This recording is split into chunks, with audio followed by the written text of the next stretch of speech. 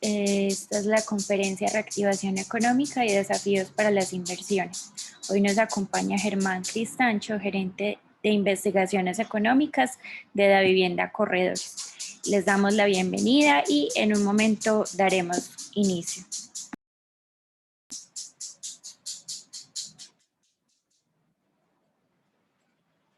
Profe, tiene su micrófono apagado. Buenas tardes. Hoy empezamos nuevamente el ciclo de conferencias con la comisionista de Bolsa Davivienda Corredores. Para nosotros es muy grato estar nuevamente con el doctor Germán Cristancho, que nos ha prestado un gran servicio, una gran colaboración para traernos en tiempo real muchas de las situaciones económicas y financieras que se están presentando en la actualidad, casi en tiempo real, si se puede decir. Gracias, doctor Germán. En estos momentos, en un contexto externo favorable, donde hay un rebote en construcción, infraestructura y petróleo, así como el plan de vacunación, ayudaría a que el país siga su senda de recuperación. Y donde el gobierno nacional aprobó el documento COMPES, nuevo compromiso por el futuro de Colombia, contando con inversiones superiores a 130 billones de pesos, con el fin de generar 2 millones de empleos y así aportar a la reactivación económica del país, que quedó tan devastada con esta pandemia, y no solamente el país, sino a nivel mundial.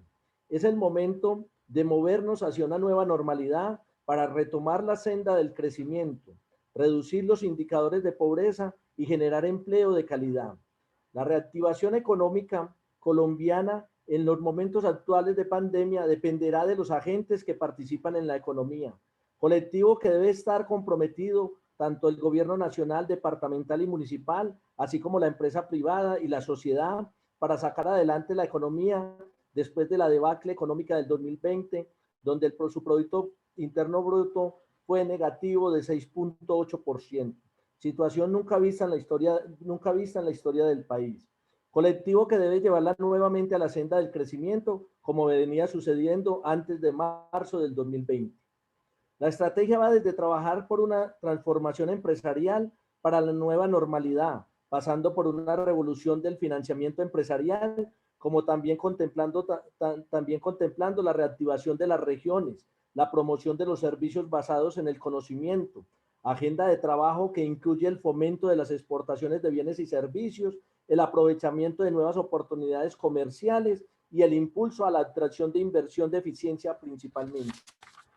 Con el liderazgo de ProColombia se deben impulsar importantes sectores como el turismo, el comercio exterior, con la promoción de las exportaciones de servicios, además de dar confianza jurídica al inversionista extranjero para que provea de esa inversión extranjera directa en la creación de nuevas empresas o la capitalización de las que existen actualmente en el país, con el fin de expandir sus operaciones.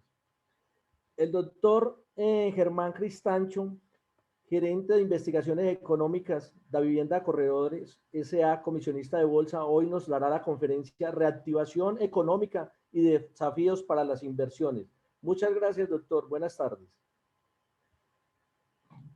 Muy buenas tardes, Diego, y muy buenas tardes a todos los que nos acompañan esta tarde. Pues yo creo que ese es un muy buen resumen de efectivamente el panorama. Al final los esfuerzos están concentrados en el mundo y en Colombia a recuperar los empleos perdidos, a recuperar o a retomar esa senda de crecimiento que veníamos mostrando hacia el año 2019, inicios de 2020. No es una tarea fácil. Creo que en el mundo se están haciendo los esfuerzos de manera bien importante, pero también diría yo que recientemente hemos visto incluso evolución mucho más positiva o mejor en las cifras de actividad económica, sobre todo a nivel global. Finalizando el año 2020, las cifras sorprendieron un poco. El consumo está dando de qué hablar en el mundo y en Colombia porque se ha comportado mucho más fuerte de lo que inicialmente se pensaba. Pero también diría yo que el año arranca con una volatilidad grande. Ahora les voy a compartir mi presentación y les voy a compartir las cifras, pero también antes de compartírselas diría que el año arranca con una volatilidad importante, unas preocupaciones importantes en los mercados financieros, y por eso es que hoy tal vez el tema lo hemos querido enfocar en dos frentes. el frente macroeconómico de reactivación y el frente de desafío a las inversiones en mercados financieros, producto del contexto en el que estamos y de la volatilidad y lo que está ocurriendo. Así que voy a iniciar, voy a compartir mi pantalla, creo que aquí ya la deben estar viendo. Así que lo primero que quisiera hacer es contarles muy brevemente las últimas cifras de actividad económica o de proyección de la actividad económica global. Son cifras muy recientes, las dio a conocer el Fondo Monetario Internacional hacia finales de enero aproximadamente, como en las últimas semanas de enero. Así que lo que diría por un lado es mostrar el balance del año 2020. Ya sabíamos que el año 2020 iba a ser un año supremamente negativo, la mayor caída de la actividad global en la historia que tenemos, por lo menos en los registros, es la mayor caída global desde la Segunda Guerra Mundial y en el caso de Colombia, la mayor caída de los últimos 100 años, por lo menos desde que existen esos registros de actividad económica. Pero en el balance, el año 2020 evidenció una caída de la actividad económica mundial o el PIB global de 3.5%.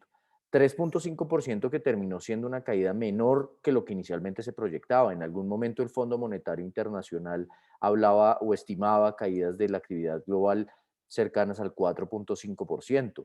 En Estados Unidos, por ejemplo, se esperaba que la contracción de la economía se acercara al 5% en el año 2020.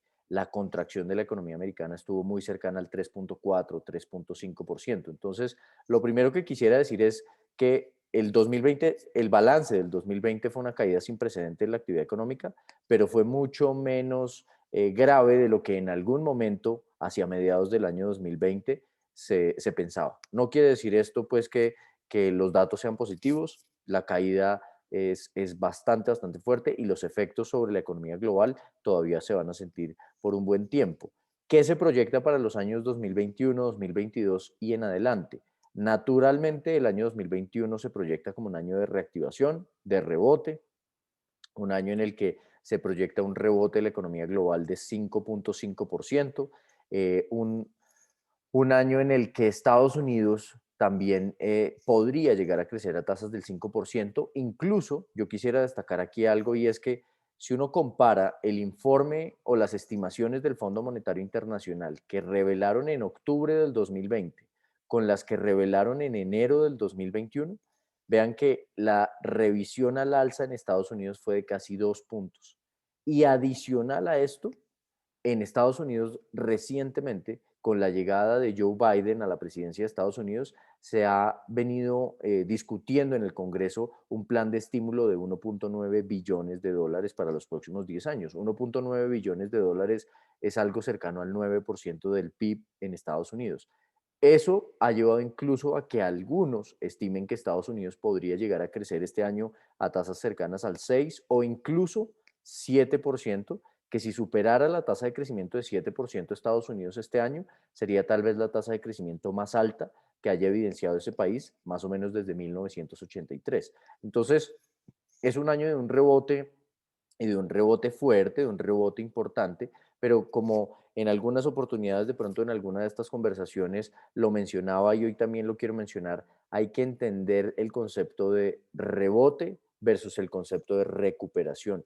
Recuperación es que todo lo perdido de alguna otra forma, valga la redundancia, se recuperó, se logró crear actividad económica, ingreso suficiente para suplir esa diferencia que producto del choque del COVID se había perdido o se había disminuido. Rebote es que después de una caída muy fuerte, la actividad viene mejorando, pero no llega a los niveles previos a los que estábamos en el año 2019 o cosas por el estilo, o que se esperaba tuviéramos. Así que ese sigue siendo el panorama. Tal vez aquí lo que sí ha ocurrido en los últimos meses es que la lectura ha sido mucho menos grave del año que en el año 2020 y mucho más positiva en el año 2021, sobre todo por los esfuerzos que se están haciendo en Estados Unidos en términos de estímulos fiscales.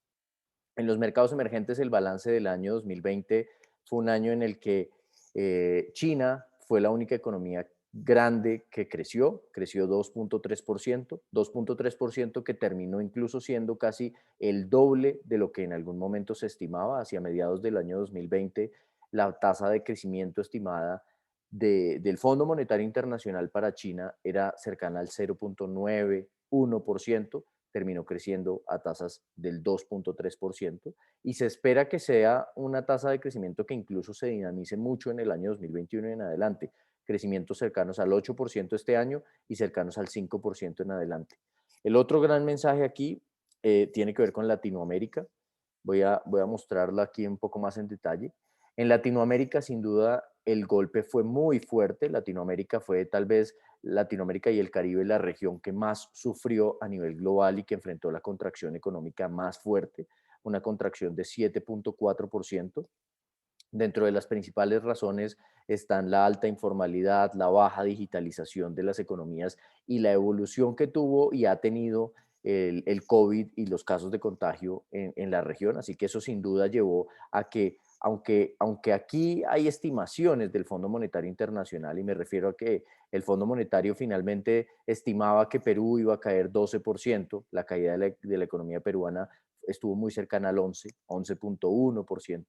En Colombia la economía no cayó 7,9% como esperaba el Fondo Monetario Internacional. El dato, si bien fue bastante negativo, fue un dato mucho menos malo de lo que inicialmente se esperaba, 6,8% de contracción, que ya les voy a dar un poco más del detalle. Pero sin duda la región de América Latina fue la región,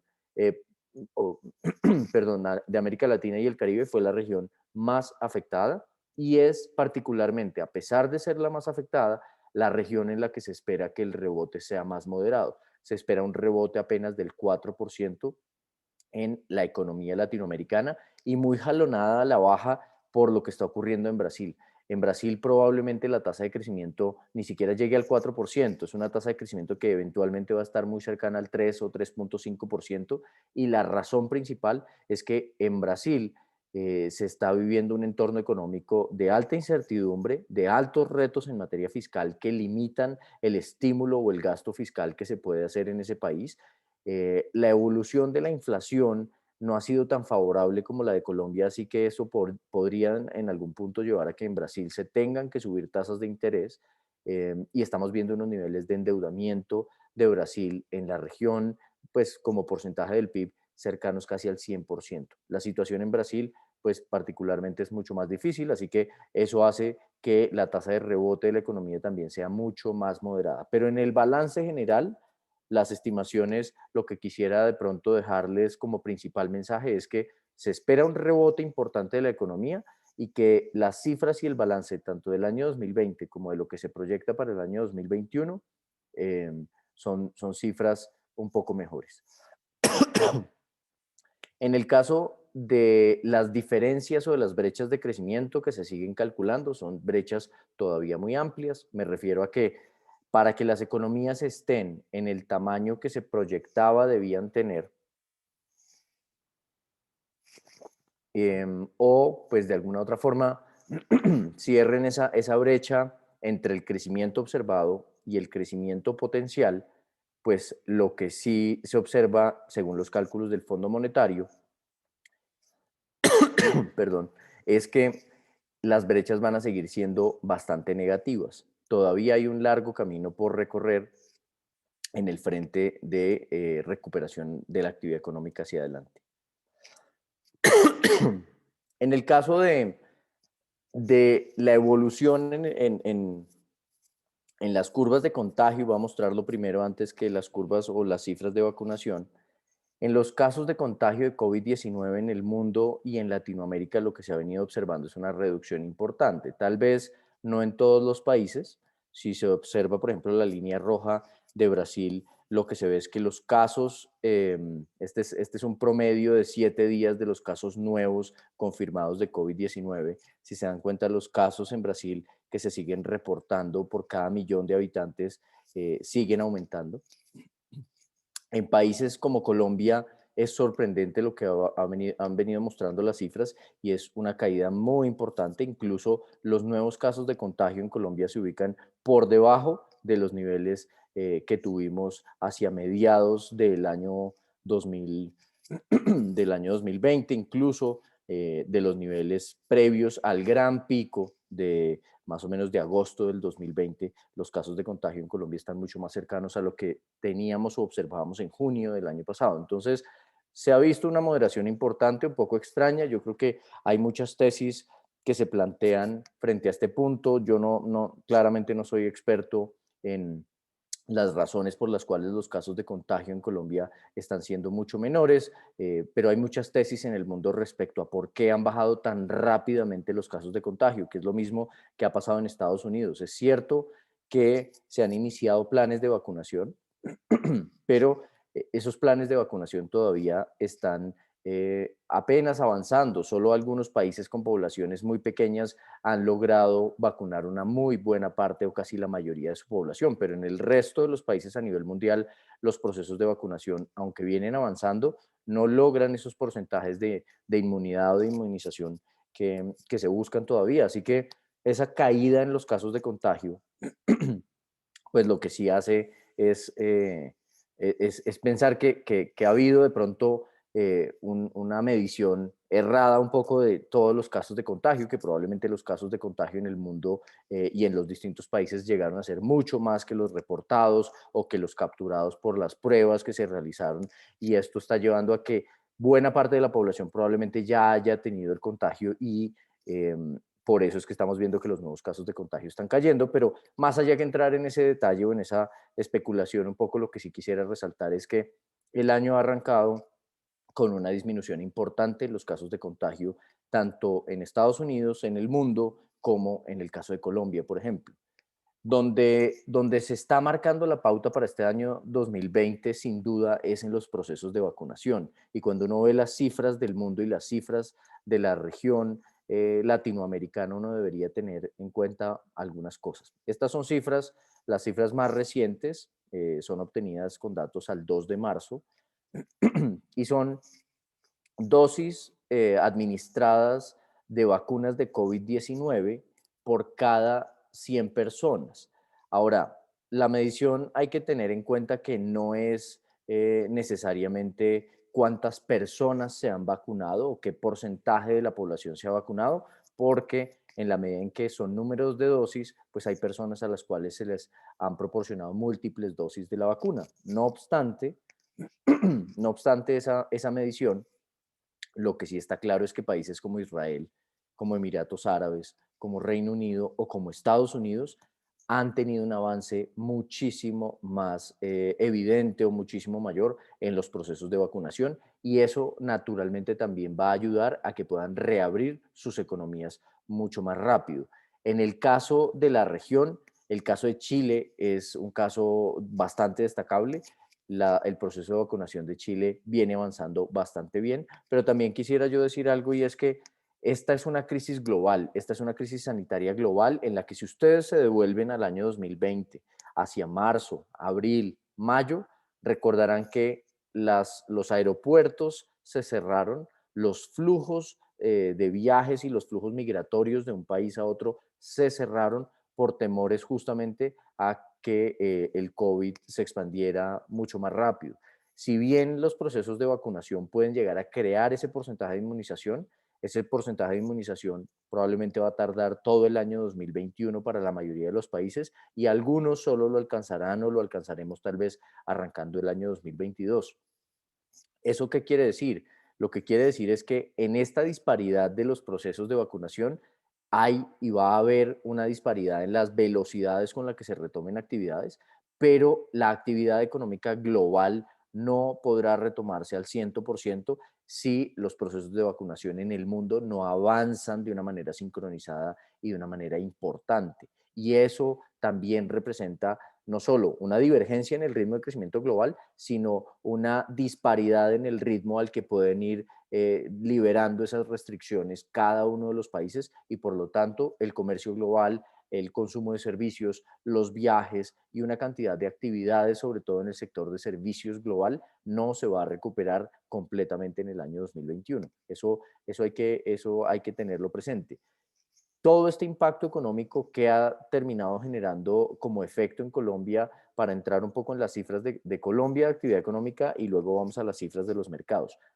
En el sector externo, por un lado, lo que se observó, por ejemplo, en el año 2020 es que las exportaciones totales de Colombia cayeron cerca del 21% y se ubicaron en 31.000 millones de dólares.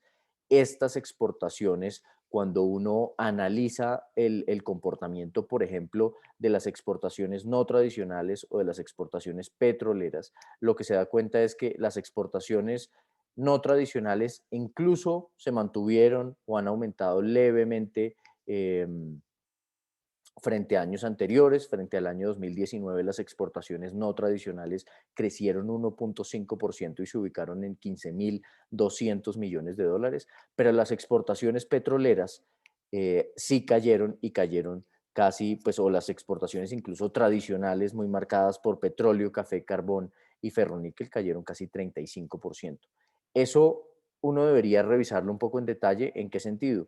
En que las exportaciones eh, totales sí se han venido recuperando, pero cuando uno ve el comportamiento del volumen o de la cantidad, por ejemplo, de toneladas métricas exportadas en petróleo, lo que sí se ha observado es una disminución constante de esa cantidad en Colombia. Entonces, al final, ¿cuál es el efecto de este choque a nivel económico en el sector externo en Colombia?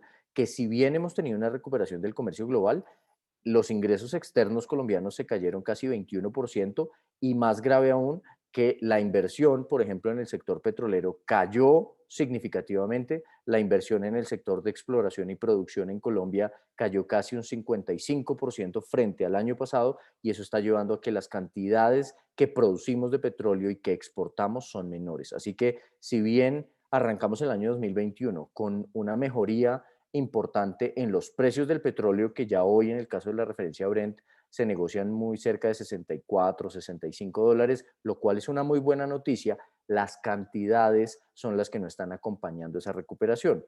Por el lado del ingreso, perdón, por el lado de los egresos, las importaciones en Colombia también se disminuyeron considerablemente. Las importaciones cayeron más o menos un 17% en el año 2020 y se ubicaron en 43.000 millones de dólares. Esto en el neto, si ustedes se dan cuenta, lo que muestra es que Colombia, a pesar de que redujo, por ejemplo, el déficit externo o la balanza, el déficit en balanza comercial, sigue siendo un país con unos déficits muy importantes. Si bien se disminuyeron las compras del exterior, la caída en ingresos del exterior también fue muy importante y seguimos teniendo un déficit de dólares bien importante. Ahora, es importante decir, y estas son cifras que se revelaron esta semana por parte del Banco de la República, que el déficit en cuenta corriente, lo que se conoce como el déficit de los ingresos corrientes y egresos corrientes del país, no solo la balanza comercial, sino flujos de inversión, rendimientos sobre los capitales que se encuentran invertidos en Colombia y fuera de Colombia, flujos de remesas, transferencias y una cantidad de flujos de divisas terminaron llevando a que en la balanza de pagos en Colombia, el déficit de dólares, el déficit en cuenta corriente como porcentaje del PIB, fuera tal vez el déficit más bajo desde, pues muy comparado con los niveles que se observaban en el año 2013. El déficit en Colombia en cuenta corriente estuvo muy cerca del 3.3% del PIB. Yo quisiera decir, bueno, acá lo puedo mostrar, y es que la principal, tal vez el principal efecto que pudo o que afectó este comportamiento en el déficit en cuenta corriente en Colombia, principalmente fue la renta factorial, la renta de los factores, las salidas de dólares de Colombia por cuenta de renta de los factores, pues fue mucho, mucho menor que lo que habíamos observado en años anteriores. Naturalmente, la inversión extranjera directa en Colombia tuvo menos utilidades, así que Colombia tuvo que girar muchas menos utilidades fuera del país, producto de esos recursos que están invertidos en Colombia, y por eso es que también tuvimos una menor salida de dólares que contribuyó a que el déficit total, el déficit en cuenta corriente, fuera menor. Pero en el neto, lo que sí quisiera yo tal vez resaltar es que Colombia en la foto se sigue viendo como un país vulnerable a las fluctuaciones en los sentimientos de los inversionistas, en los mercados, en los flujos, en la medida en que Colombia sigue teniendo un déficit en cuenta corriente o un déficit de dólares muy amplio. Comparativamente con la región, vean que Colombia es un país que, si bien, como les digo, redujo ese déficit en cuenta corriente, sigue siendo de los países que más déficit en cuenta corriente tiene frente a otros países de la región, y la estimación es o apunta a que un proceso de reactivación económica y de rebote del año 2021 probablemente va a traer un repunte de las importaciones y por lo tanto un repunte del déficit de dólares de nuestro país. Así que eso en cuanto al sector o a la actividad internacional y en cuanto al sector externo de Colombia. En el caso de la actividad económica y el balance del año 2020, yo quisiera empezar a retomar algunas cifras que dio a conocer hacia mediados de febrero el DANE. Primero, decir que el ritmo de contracción de la economía colombiana se moderó sustancialmente.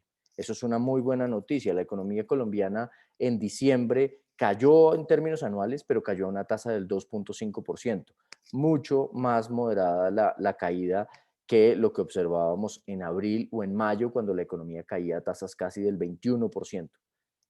Esto es parte de lo que uno reconoce como el rebote de la economía. La economía está dejando de contraerse a las tasas tan fuertes como lo hacía a mediados del año 2020, pero todavía decrece en términos anuales, todavía no logra recuperar los mismos tamaños de actividad y de ingreso que teníamos previos a la pandemia. Ahí empieza a verse un poco esa diferencia entre rebote y recuperación.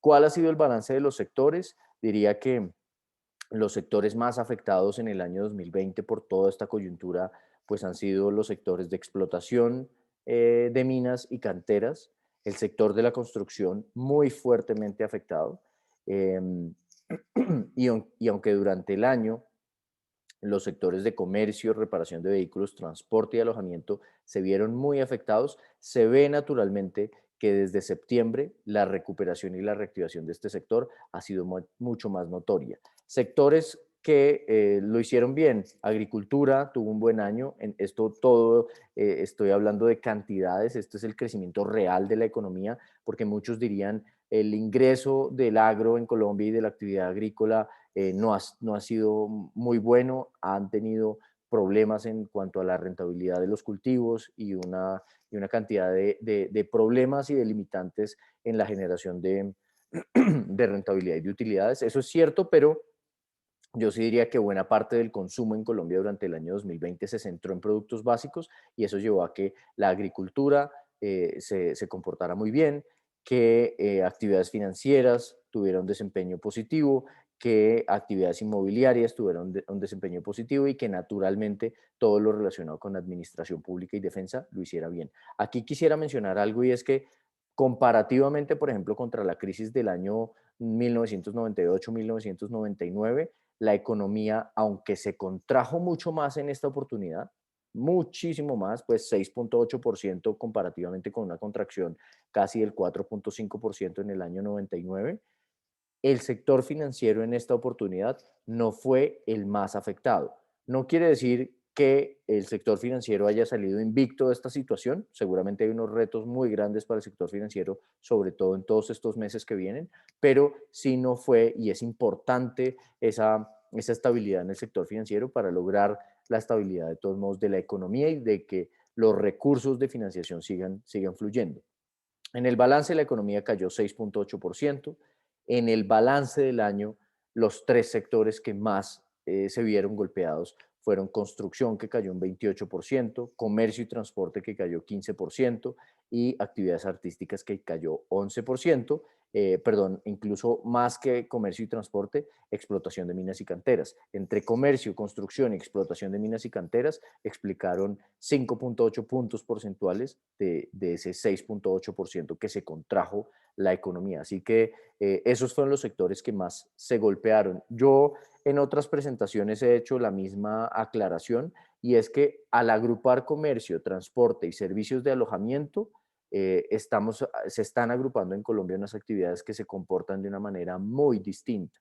Comercio en Colombia Comercio al por menor, excluyendo, por ejemplo, reparación de vehículos y motocicletas, solo se contrajo 1,8%, mientras que transporte se contrajo casi 13% en el año, actividades como transporte aéreo se contrajeron 54% en el año y servicios de alojamiento se contrajeron cerca del 37%. Entonces, esa foto de comercio y transporte agrupada no es una muy buena forma de ver la actividad del sector. Diría que comercio en Colombia se comportó mucho mejor de lo que inicialmente se esperaba. ¿Qué podría uno de alguna forma rescatar como desde el punto de vista de la demanda, o más que rescatar, mencionar como los aspectos más importantes y más preocupantes a la vez de ese balance? Eh, por un lado, destacable, como lo he mencionado, que el gasto de los hogares colombianos se mantuvo fuerte. El gasto de los hogares colombianos en el cuarto trimestre cayó a tan solo 2,2% anual, una recuperación muy marcada desde el segundo y tercer trimestre. Pero la inversión privada en Colombia siguió cayendo a tasas de doble dígito. La inversión privada en Colombia en todo el año cayó 21,2% y en el último trimestre cayó a tasas del 17%. Así que lo preocupante sí sin duda es la caída de la inversión. Lo bueno es el repunte del consumo y tal vez algo que no es tan bueno que ocurra, y lo mencionaba en el sector externo, es que aunque las importaciones se disminuyeron, se moderaron, pues cayeron mucho más fuerte las exportaciones y eso hace que el país de todos modos siga siendo muy vulnerable a los flujos externos. Este puede ser un año en el que la economía colombiana puede llegar a crecer a tasas del 5%.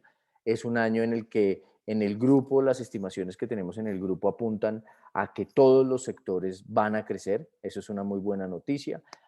En que apuntamos a que probablemente el consumo de los hogares colombianos crezca a tasas del 7% y sea el rubro de gasto más dinámico, muy favorecido por muchos factores, por bajas tasas de interés, por unos niveles de inflación muy bajos. Estamos en Colombia en niveles de inflación cercanos al 1,6%, pero que esta semana conoceremos el dato de febrero y probablemente la inflación en Colombia se va a ubicar por debajo del 1,5%, que será la inflación más baja que hemos observado, por lo menos en los registros que tiene el DANE desde 1975 aproximadamente. Entonces, esos factores sin duda pueden hacer que el consumo de los hogares sea uno de los grandes dinamizadores este año. Y hay otra cosa de la cual se habla hoy mucho en el mundo y que se ha observado en Colombia, y es la demanda acumulada, la demanda represada, o como incluso lo menciona Camilo Herrera de Radar cuando se refiere al gasto de los hogares en Colombia. Él se refiere a esto como las compras de venganza. Los colombianos y la población a nivel mundial ha estado encerrada, ha estado restringida para gastar, y lo que ha ocurrido también en todo este tiempo es que probablemente, si bien muchos han perdido ingreso, muchos otros han ahorrado en distintos frentes de gasto, en vestuario, en calzado, en viajes, en una cantidad de frentes, y eso lleva a que probablemente en la medida en que la economía se reactive, el ritmo de gasto va a ser mucho mayor, el rebote del gasto en las economías va a ser mucho más fuerte porque las personas tienen ese consumo reprimido o represado. Entonces, pues yo incluso quisiera mostrar algunas cifras relacionadas con consumo para ir a otros temas generales, pero el consumo de los hogares o el gasto de los hogares en Colombia con cifras de Radar muestra que el gasto de los hogares creció a tasas en diciembre a tasas anuales cercanas al 4%, y en términos reales, descontando el efecto precio en la economía, creció a tasas cercanas al 2,3%. Nuevamente se observa el factor de rebote versus recuperación. Se ve cómo después de una caída muy fuerte, una contracción muy fuerte hacia los meses de abril y mayo, la recuperación ha sido clara, el rebote, perdón, y el proceso de reactivación ha sido claro, pero todavía la economía no logra retomar las tasas de crecimiento que teníamos previos a la pandemia, que eran tasas de crecimiento del 7% o del 11%, dependiendo de cómo se mire, si en términos reales o en términos de tamaño de mercado total. Entonces, pues aquí tal vez lo que sí diría es que el consumo de los hogares o el gasto de los hogares se ha comportado bien. Es natural o es claro ver algunas diferencias en el gasto de los hogares? El balance muestra, por ejemplo, que con cifras a diciembre es claro que ya el consumo de los bienes no durables seguía creciendo bastante, de los bienes durables incluso muy favorecido en alguna parte por la recuperación que han tenido las ventas de vehículos, la recuperación o el crecimiento importante que han tenido las ventas de productos como computadores o productos de tecnología ha impulsado mucho el consumo de los hogares y el crecimiento del gasto de los hogares en bienes no durables. Los más afectados han sido los bienes semidurables, que si uno lo ve, por ejemplo, en cifras de ventas minoristas en Colombia, en diciembre, con las cifras del DANE, las prendas de vestir y textiles, por ejemplo, era una de las actividades que más contribuyó a la caída de las ventas al por menor que se reporta por parte del DANE. El DANE mide ventas del comercio minorista, de productos nuevos, el gasto, Radar mide gasto de los hogares en general, no importa que sean productos nuevos o productos usados, así que ahí está un poco la diferencia, pero eso muestra un poco que las prendas de vestir y textiles, por ejemplo, caían a tasas del 16%. Pero en el neto, lo que sí quisiera decir es que la recuperación y la reactivación de la economía va en su proceso, se está dando, el gasto de los hogares pareciera ser una de los factores más dinámicos. Y lo otro que ha ocurrido y que yo en algún momento sin duda lo destacaba, pero estas cifras ya son más actualizadas, las ventas de vivienda en Colombia han sido también otra de las grandes sorpresas. Las ventas de vivienda en Colombia, si uno hace el balance anual, han llegado a récord, 195.000 unidades de vivienda totales vendidas en el año 2020,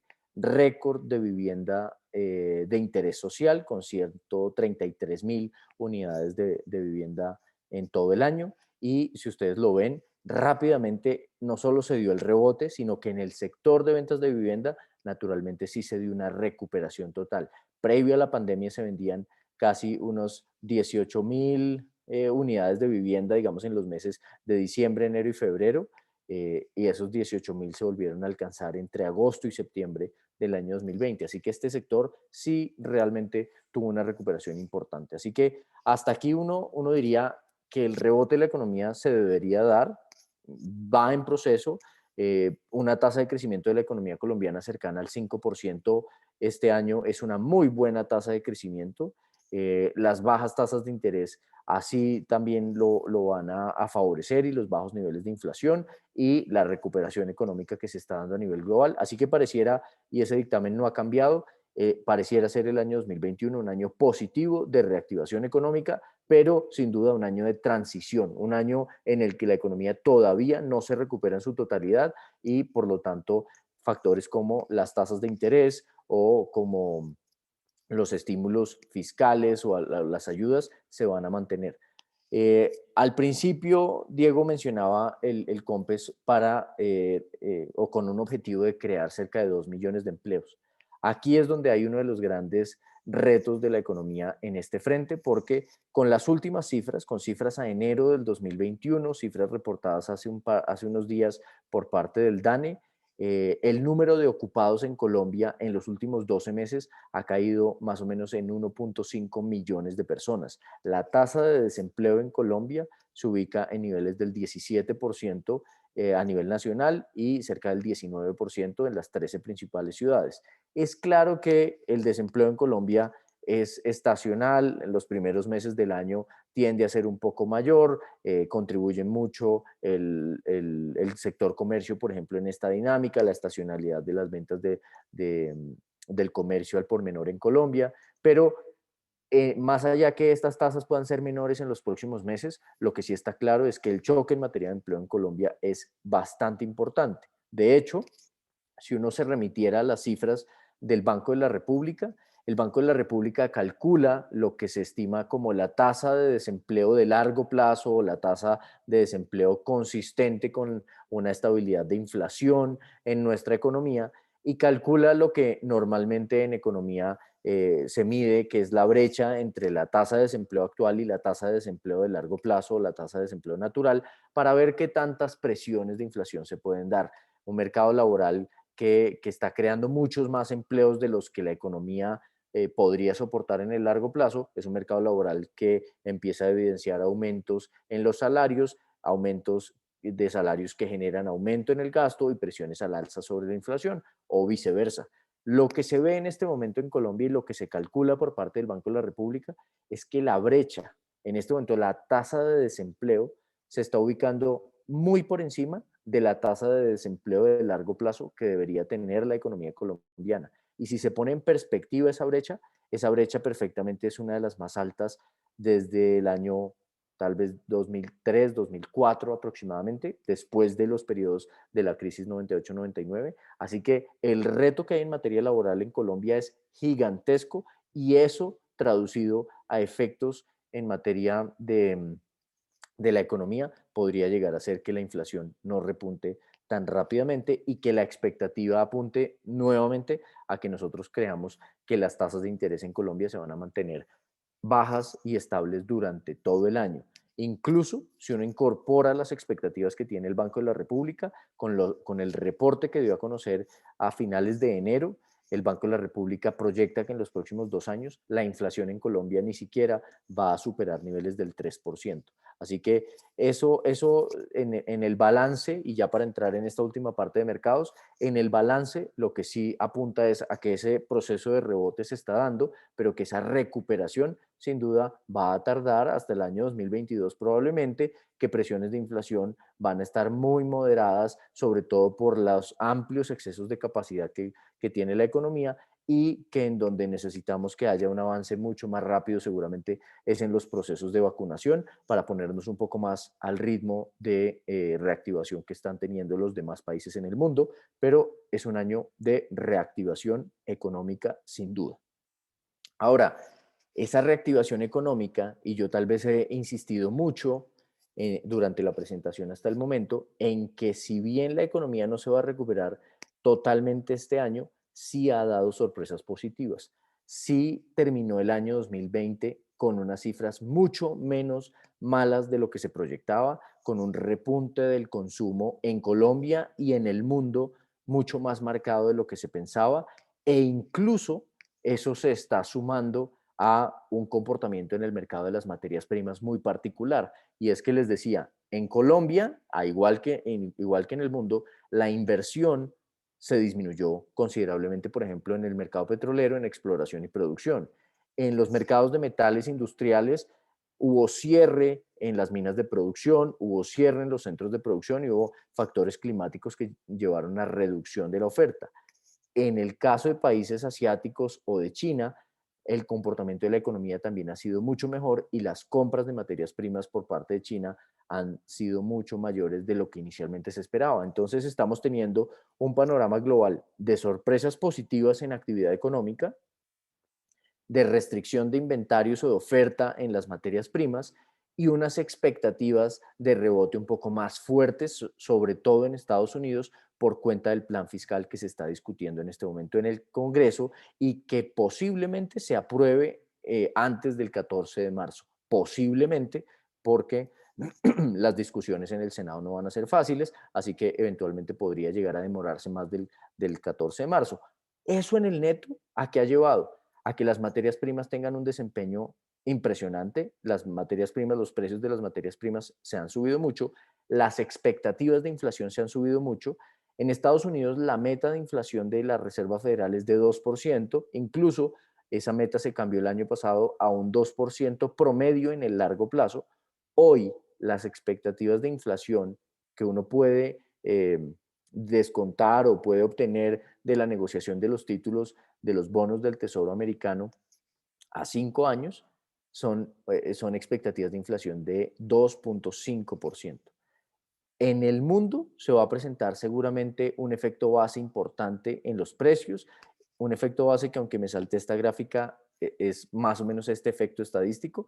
Después de un desplome en el segundo trimestre, cuando comparemos la actividad económica del segundo trimestre del año 2021 con el segundo trimestre del año 2020, que fue muy malo, naturalmente las tasas de crecimiento de las economías van a ser gigantes y lo mismo va a pasar con la inflación. La inflación en el mundo va a repuntar y probablemente en Estados Unidos se va a poner a tasas superiores al 3% o cercanas al 3%, pero eso no quiere decir que la inflación en el largo plazo vaya a estar en esos niveles. No obstante, y aquí es donde viene el punto como para rematar todos estos temas de mercados de capitales, lo que sí ha pasado es que esas expectativas de mayor inflación han llevado incluso a los inversionistas a pensar que la Reserva Federal podría subir tasas antes de lo que se tenía estimado y eso ha llevado a que la tasa de los bonos del Tesoro a 10 años en Estados Unidos pase de niveles cercanos al 0,90 o 1% a finales del año pasado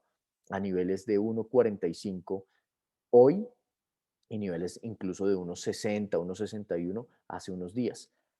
Eso medido en el precio de la renta fija o de los bonos del Tesoro es que hemos tenido en los últimos 30 días la caída más fuerte de los bonos del Tesoro que cuando se compara en la historia se ve una caída muy similar a el periodo 2013, periodo que es conocido como el taper tantrum, un periodo de fuerte golpe y desvalorización de la renta fija, a la fuerte venta de tesoros que se dio en el año 2016 cuando llegaba Donald Trump a la presidencia, porque Donald Trump llegó con unos planes de muchísimo mayor gasto fiscal en Estados Unidos y disminución de impuestos, lo cual aumentaba las preocupaciones sobre el déficit.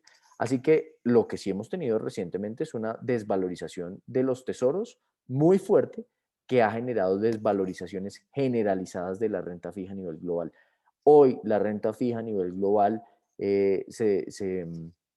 tiene retornos incluso cercanos al menos 3%. Voy a irme ahí incluso. Esta es partiendo de 0% de valorización y el balance de la renta fija global, las inversiones en renta fija global. Miren que la línea roja es el desempeño del año 2021. Es el segundo comportamiento más negativo de la renta fija a nivel global de los últimos 20 años aproximadamente. Estos datos están desde el año 2001. Esta línea verde es el desempeño del año 2009. Así que, ¿cuáles son los desafíos de la renta fija y cuáles son los desafíos de las inversiones? Los desafíos, por un lado, es que hasta el momento hemos tenido tasas muy bajas. Hasta el momento hemos tenido unos estímulos fiscales muy grandes y unos estímulos monetarios muy grandes y se ve que probablemente esas tasas se van a mantener en el largo plazo. No obstante, estamos en unos niveles tan bajos de tasa de interés que vean que un cambio de percepción en la recuperación económica global está generando unos efectos muy drásticos y nocivos en la renta fija y por eso les digo, la renta fija global en el año ha rentado menos 2,8% y en Colombia eso llevó a que después de que los inversionistas extranjeros fueron grandes compradores de títulos de deuda pública durante los meses de agosto, septiembre y noviembre del 2020, en el mes de febrero probablemente vendieron más de 2 billones de pesos, según nuestros cálculos, que son ventas de títulos que equiparan a las ventas que se observaron una vez inició la pandemia y las restricciones en Colombia hacia marzo del 2020. Ese es uno de los retos importantes. Eso naturalmente que ha generado en los activos de renta fija a nivel Colombia, por ejemplo, vean que el mes de febrero, y este es el retorno de distintos tipos de activos, azules son títulos denominados en inflación en Colombia, los grises y blancos son títulos de deuda pública en Colombia.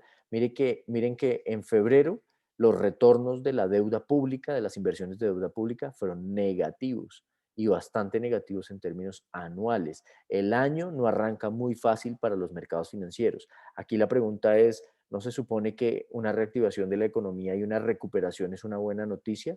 ¿Por qué las inversiones lo están haciendo mal si se supone que es una buena noticia? Incluso las acciones conocidas como las FANGs en Estados Unidos, más o menos desde mediados de enero o finales de enero, se han venido desvalorizando por cuenta de esa subida de las tasas de interés y en lo corrido del año acumulan una desvalorización, si no estoy mal, también muy cercana al 2,5, 2,6%. Las acciones hoy en Estados Unidos se cayeron. ¿Cuál es la razón? Que las tasas de interés se están subiendo. ¿Qué relación está teniendo entonces la tasa de interés con lo que está pasando en los mercados financieros?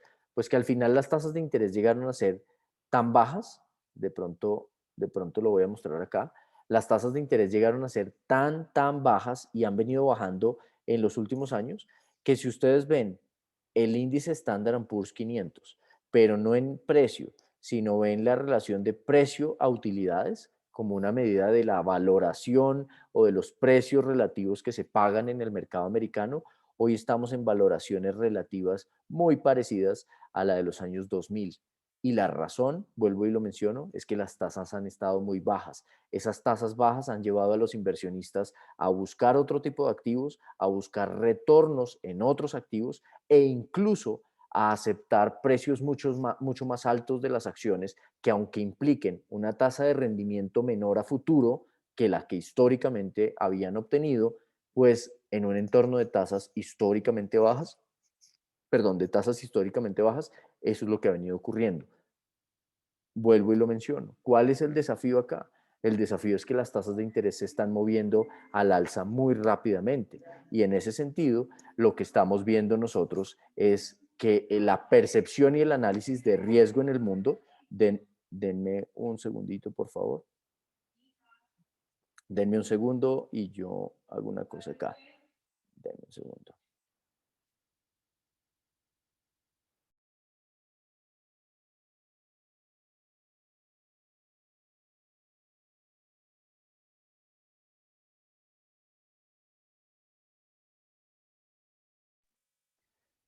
Listo.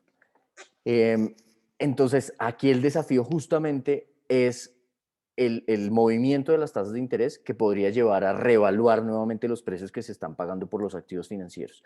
Eso, naturalmente, es uno de los desafíos, de los riesgos. Yo quisiera de pronto, y ya estoy terminando, digamos, con estos comentarios, pero yo quisiera decir que aquí por ahora la volatilidad, los índices de volatilidad de la renta fija y de las acciones están mostrando que los mayores retos en este momento los tiene la renta fija.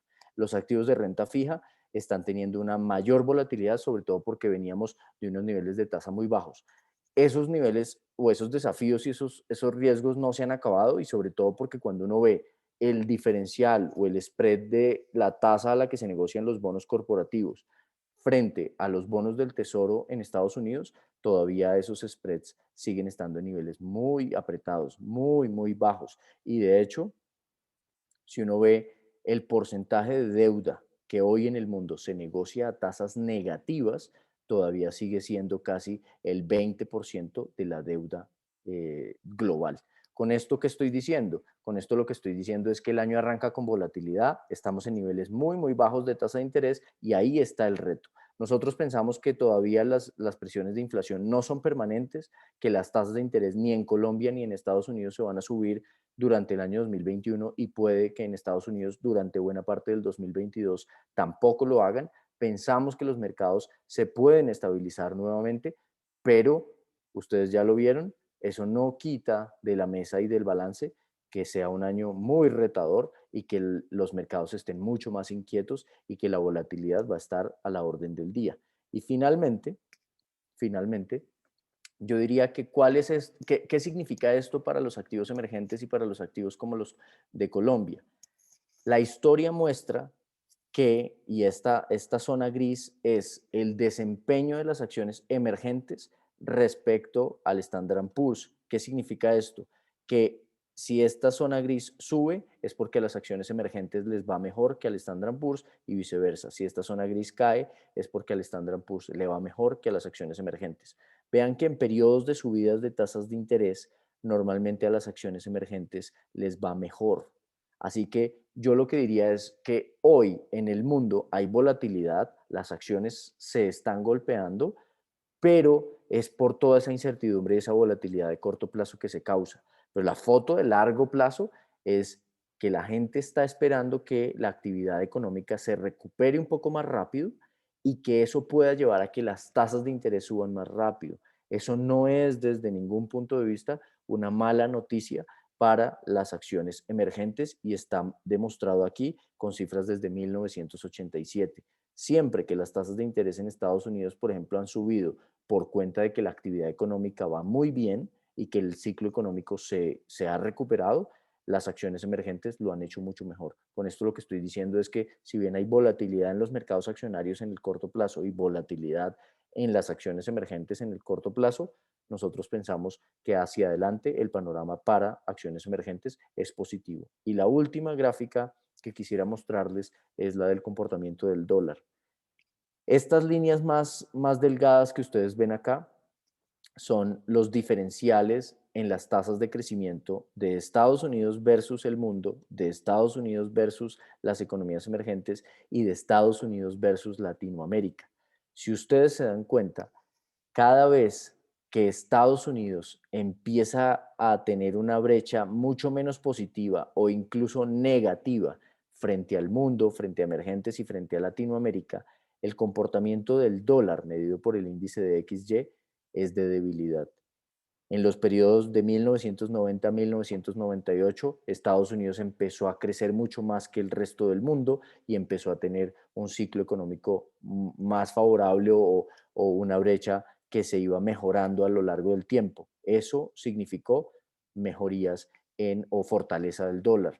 No fue lo mismo que pasó entre el 2000 y el año 2010. Entre el año 2010 y el año 2018, Estados Unidos ha venido creciendo a unas tasas mucho mayores que el resto del mundo y eso ha significado un fortalecimiento del dólar.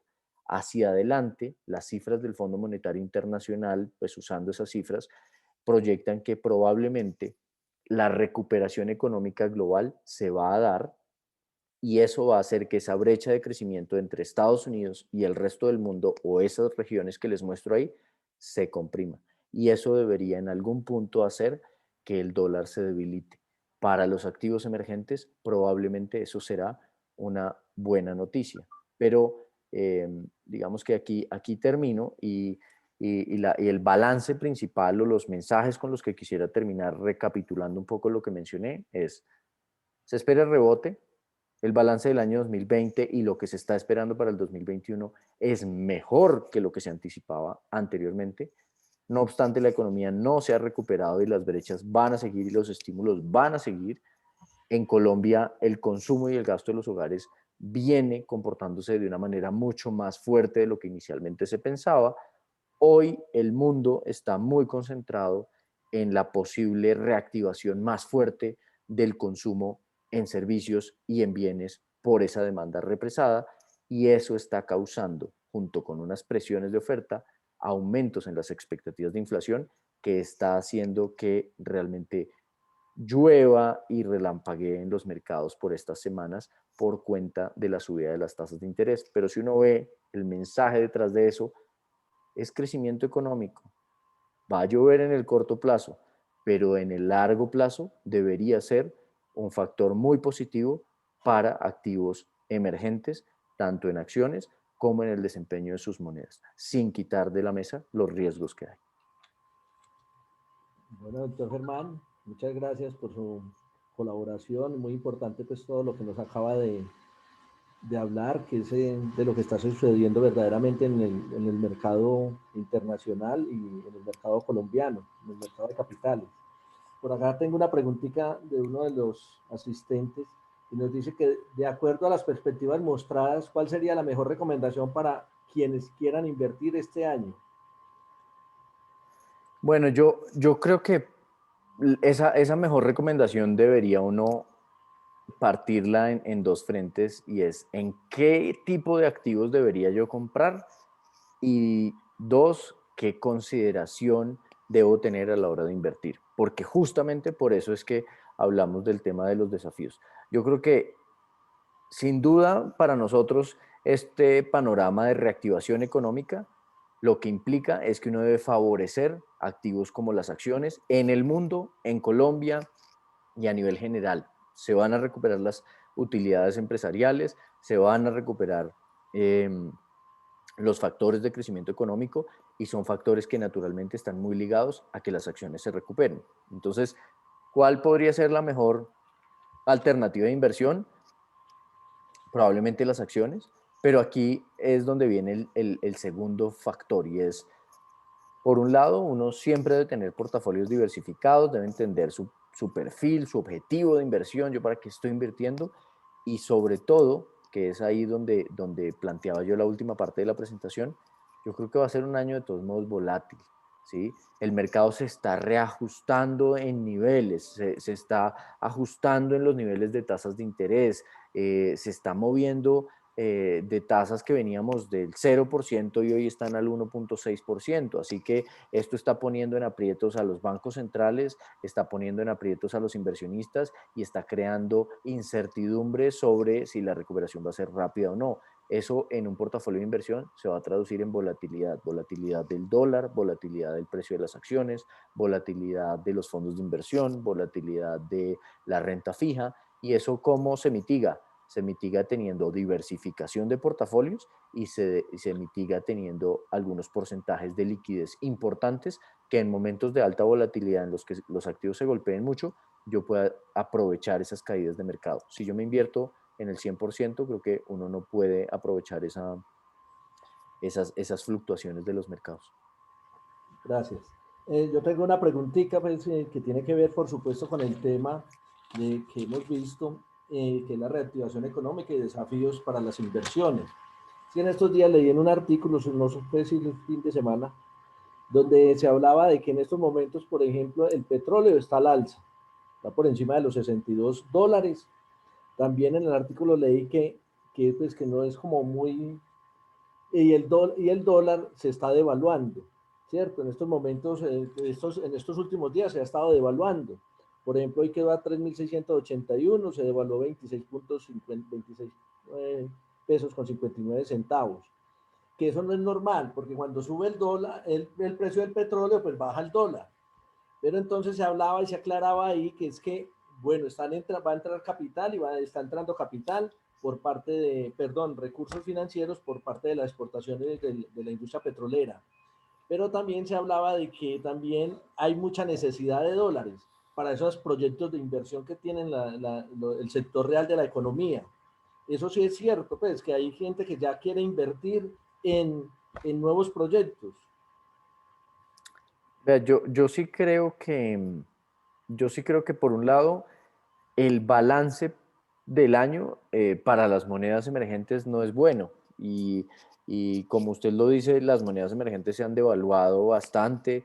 Hoy se subió el precio del dólar en Colombia. El, en el año corrido, digamos, en los días que van del año 2021, las monedas latinoamericanas son las que más terreno han perdido frente al dólar. Es muy llamativo porque se supone que los commodities, que son los principales productos de exportación de la región latinoamericana, lo han hecho bastante bien. Al final, el cobre ha llegado a los niveles más altos desde el año 2011, el precio del petróleo se ha subido solo en el año 2021 un 23%, el cobre se ha subido 18%, el níquel se ha subido 12%, las materias primas lo han hecho bien y las materias primas son los productos que exportamos en la región latinoamericana. No obstante, monedas como el real brasilero se han devaluado 7.5%, el peso colombiano se ha devaluado 6.3%, el peso chileno se ha devaluado 2.3%. Entonces es muy al lugar su pregunta. ¿Cómo es que estamos teniendo semejante comportamiento tan positivo en las materias primas, pero semejante devaluación de las monedas latinoamericanas? ¿Qué está pasando ahí o qué no estamos viendo o se perdió esa relación entre el petróleo y las monedas? Yo creo que aquí en buena parte lo que sin duda estamos viendo es esos escenarios de volatilidad fuertes que, como lo menciono, está muy concentrado en lo que ha pasado con los bonos del Tesoro americano en los últimos 30 días, que está creando esa incertidumbre y esa volatilidad, pero si uno lo ve desde el punto de vista de ingresos externos, de inversión y de lo que debería pasar en la región, yo vuelvo y menciono lo mismo. Yo creo que estamos pasando por un aguacero muy importante, seguro, una volatilidad de los mercados muy importante, pero el mensaje de fondo es, Si el mercado petrolero está teniendo mejores precios, probablemente las tasas de inversión y los montos de inversión en el sector se van a reactivar. Si estamos teniendo mejores precios, probablemente los ingresos de exportaciones en la región o los términos de intercambio se van a seguir mejorando o se han venido mejorando sustancialmente. Eso debería traducirse a apreciaciones de las monedas hacia adelante. Yo creo que es ese efecto de volatilidad de corto plazo y de incertidumbre por cuenta del movimiento fuerte que están teniendo las tasas de interés de mercado en el mundo, pero el mensaje al final es el mismo que yo planteaba en la última parte de mi presentación, y es que cuando uno quita un poco de ese ruido del escenario y ve el mensaje grande detrás, el mensaje grande detrás es reactivación económica, mejores precios de las materias primas, que debería favorecer a la región latinoamericana. Gracias. En estos días estaba leyendo una entrevista que le hicieron al nuevo gerente del Banco de la República, hablando de tasas, estaba hablando también de tasas, que la tasa repo está en 1,75. Entonces, él en la entrevista decía que todavía había margen de bajar un poco más, que no lo han tenido, no lo han desechado, en 25 puntos básicos, por ejemplo. ¿Usted cree que como director de investigaciones económicas de la vivienda Corredores, cree que baje el Banco de la República ahora que usted estaba hablando ahora de que los países desarrollados van a incrementar las tasas, baje ese 25 puntos básicos?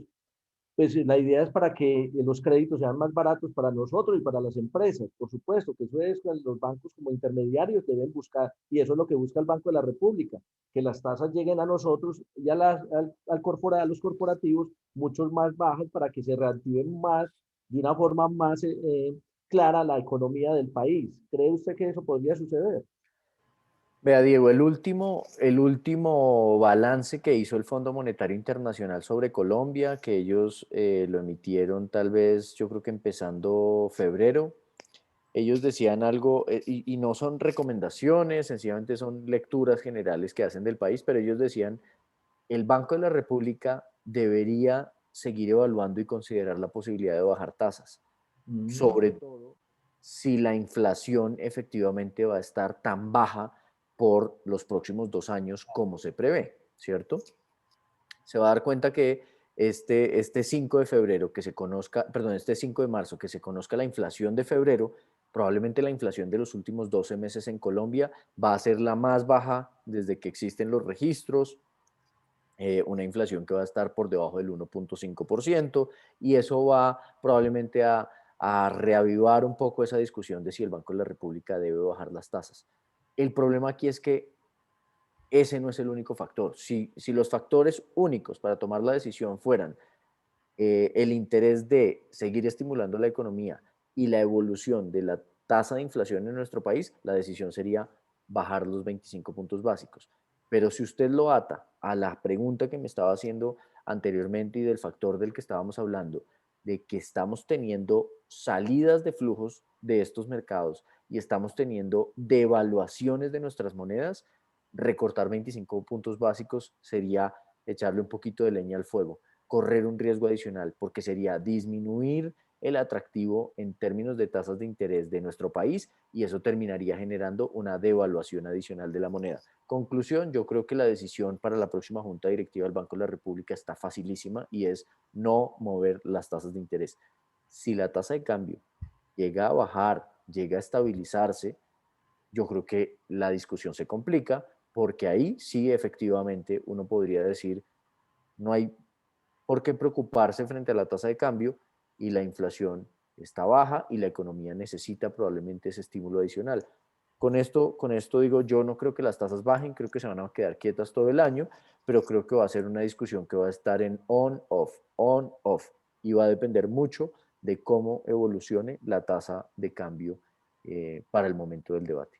Bueno, la última preguntita pues para...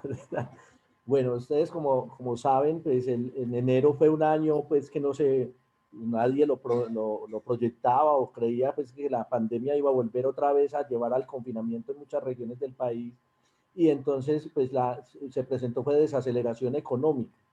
Los gremios, el mismo gobierno, me acuerdo que cuando usted tuvo la entrevista o la conferencia o el webinario con las calificadoras de riesgos, Fitch, Moody's y Standard Poor's, ellas siempre decían que el crecimiento va a ser del 4.9, pero no se había hablado de enero, ¿cierto? Eso fue en enero que pasó esta situación. ¿Usted cree que seguirá, que los gremios, o por ejemplo Corfi Colombiana, que esta semana o el fin de semana pasada dijo que el crecimiento iba a ser del 5.5%? ¿Esto cree usted que, ustedes como la vivienda corredores, pues la pregunta de cuánto cree que el Producto Interno Bruto va a ser el 2021 para Colombia? En lo que ustedes tienen proyectado y sus estudios y sus análisis, por supuesto, porque no es usted, sino el equipo económico de ustedes. Así es, así es. Diego, nosotros estimamos una tasa de rebote de la economía colombiana o de crecimiento de 5.3%. Es cierto que en enero nos íbamos asustando un poco en Colombia, los empresarios, todos, por las restricciones que hubo, que fueron restricciones muy parecidas a las que se implementaron entre julio y agosto del año pasado, y esas restricciones de julio y agosto del año pasado le pegaron a la actividad económica, ¿sí? Volvieron a hacer que las ventas del comercio se disminuyeran, que la demanda de energía se disminuyera, que esa senda de recuperación que venía se truncara, y los datos de agosto del año pasado fueron flojos, ¿sí? Producto de esas restricciones. Así que probablemente uno lo que va a ver es que los datos de enero en actividad económica pues van a ser flojos debido a eso. Sin embargo, muy rápidamente se disminuyeron las restricciones a la movilidad y vuelvo y le digo, yo creo que sí se percibe en distintos indicadores una reactivación de la economía mucho más grande que lo que veníamos viendo en los últimos meses. Se ve, por ejemplo, en consumo de combustible, comercialización de combustibles para aviones, se ve en las tasas de ocupación de los hoteles, se ve en los datos, por ejemplo, de confianza de los consumidores en Colombia, se ve en los datos de confianza de los comerciantes, de los industriales. De pronto, recientemente el dato de PMI, que es un indicador y una encuesta que nosotros seguimos para el sector manufacturero, sí se moderó en febrero, eh, mostró un crecimiento, mostró una lectura de 50.2, una moderación en la lectura del indicador, probablemente respondiendo a lo que ocurrió en enero, pero con esto lo que le quiero decir es, nosotros creemos que la economía va a ser capaz de crecer a tasas cercanas al 5%, aún a pesar de las restricciones que se vieron en enero. Ahora, hay un asterisco importante. Nosotros no pensamos que vaya a haber restricciones fuertes o drásticas en el año, lo cual no quiere decir que no haya riesgos de aumento en los casos de contagio. Si usted lo piensa de una manera muy sencilla y muy simple, los picos de contagio han coincidido con periodos de vacaciones, con periodos de festividades o cosas por el estilo. Los picos de contagio se dieron en Colombia, por ejemplo, se dieron en agosto, y se dieron en diciembre y enero, ¿sí? Que coinciden con esos periodos de vacaciones, con esos periodos de festividades, con esos periodos de fin de año.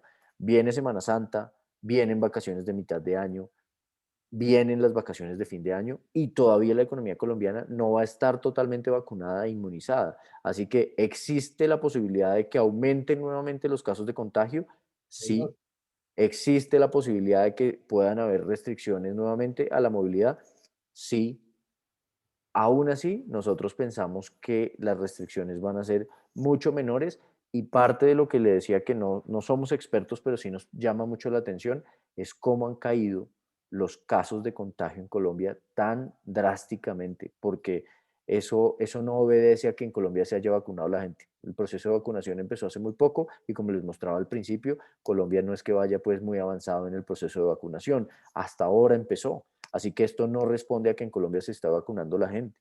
Eh, Puede que sean las restricciones a la movilidad que han tenido un efecto, sí, pero probablemente esa no es la respuesta verdadera final, porque si no, entonces el año pasado hubiésemos visto caídas en los contagios igual de drásticas con las restricciones tan grandes y la cuarentena que se dio, y eso no fue así. Entonces, aquí lo que quiero decir es, la evolución de esas curvas de contagio también hacen pensar que probablemente la evolución de los casos y el repunte de los casos de contagio hacia adelante pueda no ser tan drástica, y por eso esas restricciones de movilidad también puedan ser un poco más moderadas y la economía logre crecer a tasas entre el 4 y el 5% este año. Muchas gracias. Bueno, doctor Germán, como siempre, pues dándonos clase. Muy querido usted, muchas gracias por todo. Saludo también a Ángela María, del doctor Juan Carlos, y muchas gracias. Nos estaremos viendo en una próxima conferencia y les deseo una feliz tarde. A todos también, a Daniela, a Laura y a todo el equipo de comunicaciones y a los asistentes. Muchas gracias por todo. Una feliz tarde. Bueno, Diego, con todo gusto y feliz tarde para todos. Bueno, señor, gracias. Permiso. Feliz tarde, que estén muy bien.